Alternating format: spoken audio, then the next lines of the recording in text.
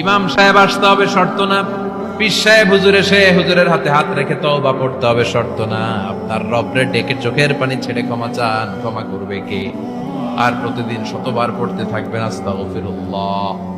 আওয়াজ করে সবাই পড়েন আস্তাগফিরুল্লাহ, আরো জোরে পড়েন আস্তাগফিরুল্লাহ।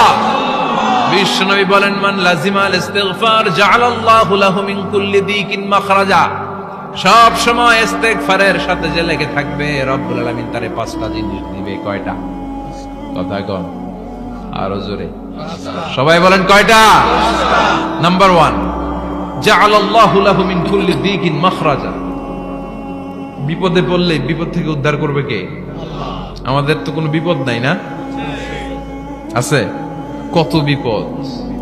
হ্যাঁ, রাস্তাঘাটে দুর্ঘটনা হতে পারে, যে কোনো সময় ভূমিকম্পে পড়তে পারি, বজ্রপাত পড়তে পারে না, ঠেড়া পয়রা মানুষ নাই, আছে না নাই?